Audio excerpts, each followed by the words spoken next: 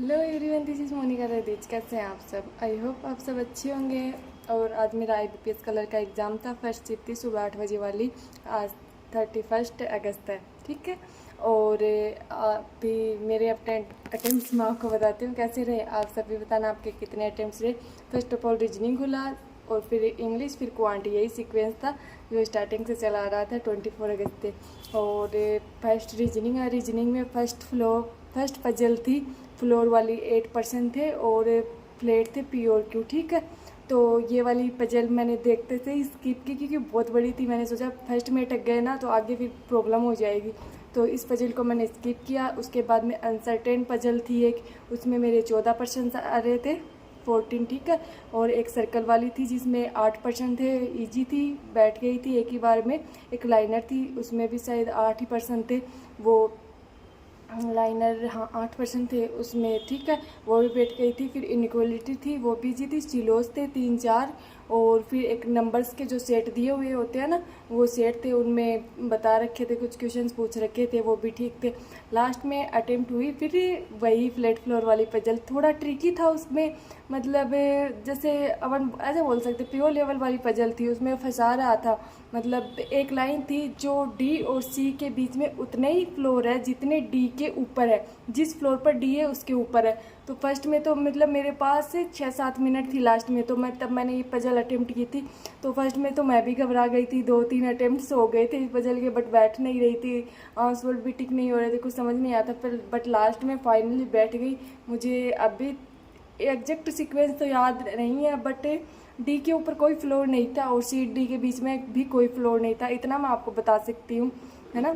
तो ठीक है, रीजनिंग में मेरे 35 आउट ऑफ 35 हुए। रीजनिंग अच्छा गया। बाद में खुलता है इंग्लिश, जिसका सबसे ज़्यादा डर लगता है।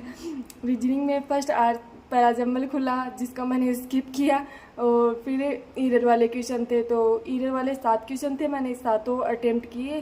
हाँ, 7 अटेम्प्ट कर लिए थे मैंने ईरर वाले। और फिर 5 फिलर्स थे, और उसमें 3 वर्ड्स दिए हुए एक थे जिनका यूज़ दे रखा था 3-3 सेंटेंस में, कि वो कौन से में राइट बैठ रहा उनको चूज करना था अपन को। एक तो प्रिंसिपल था, और एक R पे था यार दूसरा वर्ड। मुझे 2 वर्ड्स याद नहीं आ रहे, आप बताना कमेंट सेक्शन में 2 वर्ड कौन से थे। उन पे 3-3 सेंटेंस बने हुए थे, उनमें से अपन को सही वाला चूज करना था, ठीक है।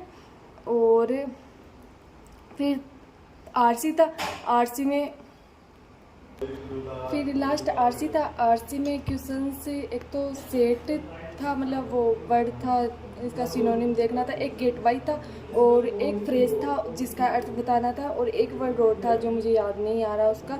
तो और एक पैराजम्बल स्टार्टिंग में बता दिया था। और ऑल ओवर मैंने 28 अटेम्प्ट किए। RC में मैंने 2 क्वेश्चन छोड़ दिए थे। और देखते हैं कितने एक्यूरेसी रहते हैं इंग्लिश में। लास्ट क्वांट में 2 DI आई थी। एक में मेन और वुमेन का डाटा दिया हुआ था, और सेकंड DI थी बार ग्राफ के ऊपर, जिसमें उसमें भी सिंपल डाटा दिया हुआ था। तो दोनों DI इजी थी, अच्छे से अटैम्प्ट हो रही थी, कुछ फंसाने वाला नहीं था।